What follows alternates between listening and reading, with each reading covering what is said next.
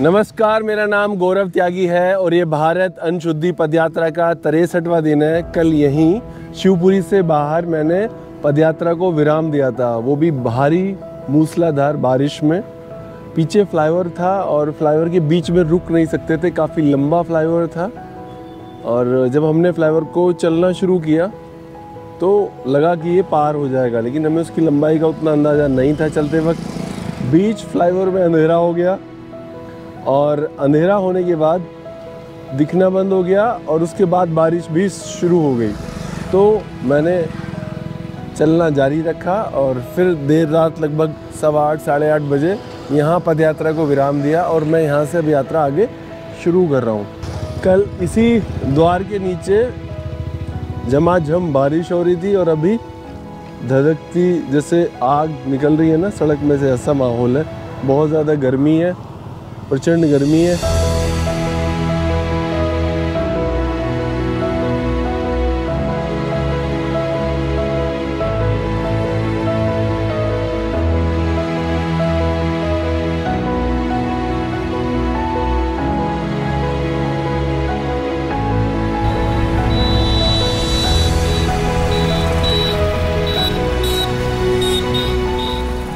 आज गर्मी बहुत है। अरे भैया सूरज 90 डिग्री से आधा डिग्री भी इधर नहीं है। मैं तो वो हो चुका हूँ सूर्यपुत्र।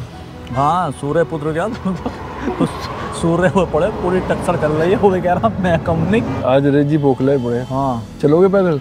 अब मेरे बस की नहीं गुरु, तो काम कौन करेगा मैं पैसे इससे लूँगा तो ये काम कौन करेगा कोऑर्डिनेशन का। मैं तो खुद कैंटीन फेल हो जाए भूल जाऊँगा कहाँ किससे बात करनी है, क्या करना। कभी सोचा नहीं था कि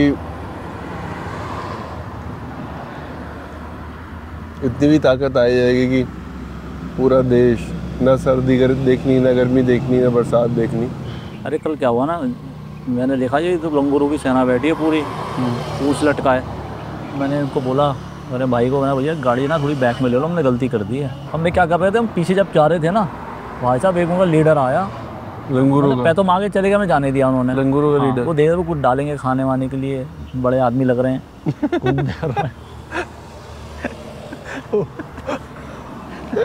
कभी आए ऐसे ऐसे उंडी उठा के, वो सारी जितनी माताएं बहनें बच्चे अच्छे लिए घूम रही थी, वही देखे भाई कुछ मिलेगा। हम आगे चले गए, उन्हें जाने दिया। पीछे बैग, मुझे ख्याल आया, मैं गाड़ी बैग लगवाई, मैं बैग लो यार, ऐसा ना हो ये कैमरा वैमरा छीना झपटी कर लें। चश्मे वश्मों की कहानियाँ बहुत पढ़ रखी हमने।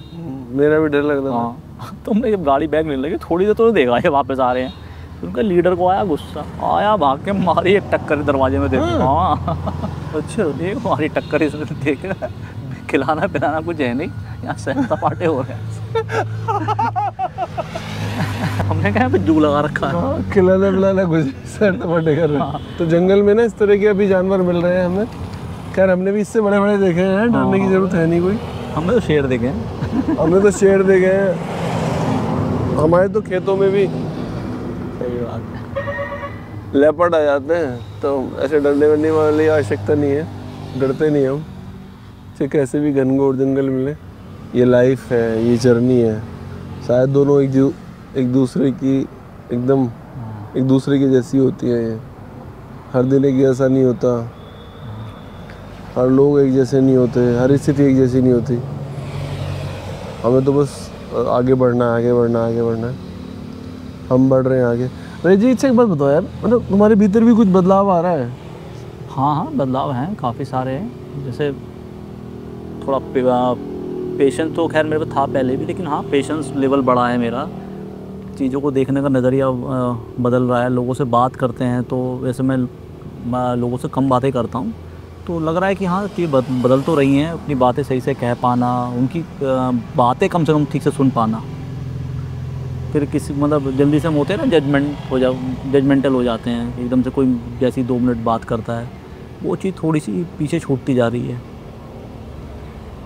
लोगों को सुनने की थोड़ी मेरी कैपेसिटी बढ़ गई है। बरेली तो मुझे बड़ी याद आ रही थी। हाँ बिल्कुल भैया, मैं सच में बहुत याद आ रही थी कि मेरा दोस्त कैसे कर रहा होगा, अकेले शूट कर रहा है, मज़े ले रहा है वादियों के, मौसम के। याद तो बहुत आ रही थी मुझे। होगा, सब अच्छे से होगा। इस देश में एक दिन अन्न शुद्धि पर बहुत अच्छा काम हम लोग करेंगे और कर रहे हैं। एक दिन इस देश में हर किसी को शुद्ध भोजन मिलेगा। किसी माँ को ये सोचना नहीं पड़ेगा कि मैं अपने बच्चे को जो खिला रही हूँ वो गलत खिला रही हूँ, वो शुद्ध है कि नहीं शुद्ध है। किसी गरीब आदमी को ये नहीं सोचना पड़ेगा कि मेरे पास कम पैसे हैं तो मुझे अच्छा खाना मिल रहा है कि नहीं मिल रहा है। हर किसी आदमी को, चाहे अमीर हो, सबको शुद्ध भोजन मिलेगा, कोई फ़र्क नहीं हो। तो लोगों पे इसका इम्पैक्ट भी आ रहा है, खासतौर बच्चों पे ज़्यादा आ रहा है। बच्चे जल्दी अटैच होते हैं क्योंकि ज़्यादा सोचते नहीं है, हमें जो चीज़ अच्छी लगती है तो लगती ही है, वो सही बात बच्चों को जल्दी क्लिक हो जाती है। आप लोग देख भी रही हैं, पूरे दिन चलने में यही थोड़ी देर के लिए बैठ लो, 1 घंटा आधा घंटा थोड़ा सा रेस्ट ले लो, यही आराम है। तो ऐसी जगह कहीं देखो, सड़क के किनारे की छाँव और पेड़ के नीचे कुर्सी डालकर बैठ जाता हूँ थोड़ी देर।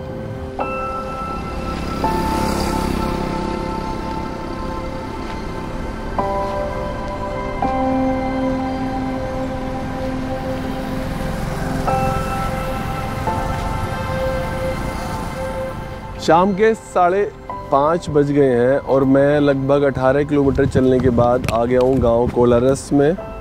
मैं यहाँ लोगों से मिलूँगा, उनसे बात करूँगा, भारत अन्न शुद्धि पदयात्रा के बारे में उनको बताऊँगा और हम जानेंगे उनसे कि वो यहाँ किस तरह की खेती कर रहे हैं, क्या यहाँ पैदा कर रहे हैं और अपना सामान, सबसे बड़ी बात, वो कैसे भेज रहे हैं। एक किसान ही ऐसा है व्यक्ति जिसका खुद के प्रोडक्ट का मूल्य जो है वो खुद नहीं निर्धारित करता।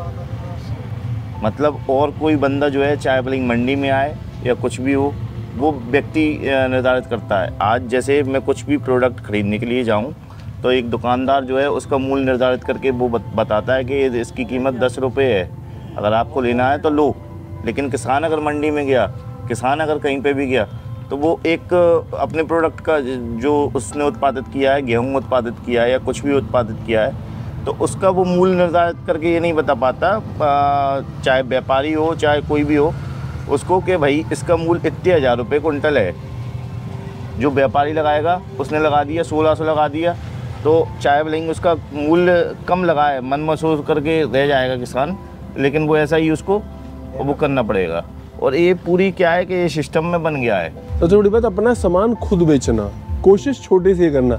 अब कई बार हम सोचे मेरी ट्रॉली भर गई, मान के चलो है, मैं इसको कहाँ बेचूं। शुरू में नहीं बिक सकता उतना ज़्यादा, है ना, धीरे धीरे बना के। तो किसान अपना ब्रांड क्यों ना बनाए, तो ऐसे ब्रांड अपने आप ही, गांव अपना ब्रांड क्यों ना बनाए, गांव के लोग मिलके अपना ब्रांड क्यों ना बनाए। हाँ जी, तो गांव के लोग ब्रांड कब बनाएंगे अपना, ये है ना। हाँ जी, तो यही है कि भाई गांव के लोग नहीं बना सकते ब्रांड, गाँव के बना सकते हैं ब्रांड, करें बना सकते, कोशिश करेंगे तो ब्रांड बनेगा।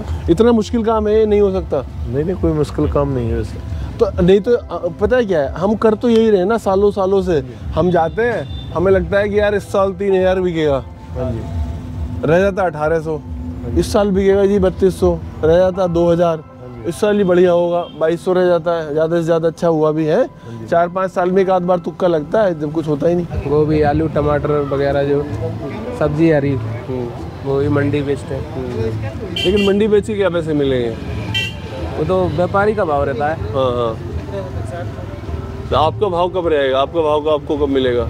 हमारा भाव तो कोई लगाने नहीं देता है क्योंकि उनका भी भाव चलता है। जो हम आज यहाँ बात कर रहे हैं ये लोगों तक पहुँचनी चाहिए। हमारा कोई अपना मकसद नहीं, ना हमारी कोई राजनीतिक पार्टी है, ना हमारा कुछ संस्था है, कुछ नहीं है, कोई मतलब नहीं है हमारा, ना हमारा कोई, हम आके सामान खरीदने वाले हैं। हाँ, हम तो ये कह रहे हैं कि बिचौलिए को हटाओ। मैं खुद खेती करता हूँ, उत्तर प्रदेश का रहने वाला हूँ। हाँ। तो हम बस यही कह रहे हैं कि आप बिचौलिए को हटाओ, अपना सामान खुद बेचना शुरू करो। आप उसमें बेचो, आप उसमें उसने कहीं स्टॉक करके रखो, कब भाव बढ़ेगा तब दो, आप उसमें वो हो जाएगा काम।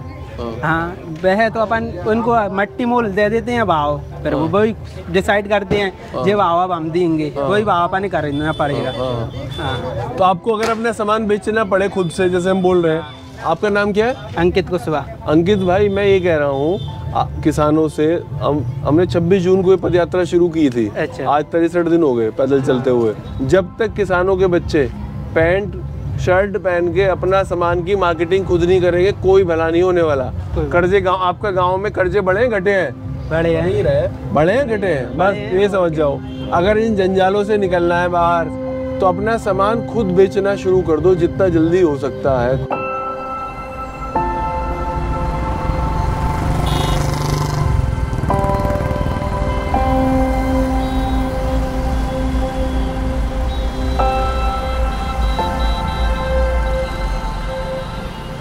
लगभग 18 किलोमीटर चलने के बाद आज 63वें दिन की पदयात्रा को मैंने विराम दिया है गांव सेसई में। और ये पेट्रोल पंप है सेसई गांव के बाहर, यहाँ हमने गांव यात्रा को विराम दिया है। मुझे 2 बच्चे मिले जो 11th में है, युवराज, और ये कृष्ण है, ये 12th में है। तो बच्चों से बात हुई, मैंने बच्चों को बताया कि किस तरीके से मैं स्कूलों में जा रहा हूँ, बच्चों से बात कर रहा हूँ जंक फूड छोड़ने के लिए। कृष्ण के पिताजी खेती भी करते हैं तो कृष्ण को अच्छी जानकारी है। मैं चाहता था दोनों से ज़्यादा बात करना, लेकिन रात हो रही है, फिर कभी मिलेंगे दोनों से, हो सकता है इस यात्रा में फिर से मिलना हो जाए। तो दोनों से हमने जंक फूड पे बात की और बाकी बताया कि आप हमारे बारे में थोड़ा देख पढ़ सकते हैं।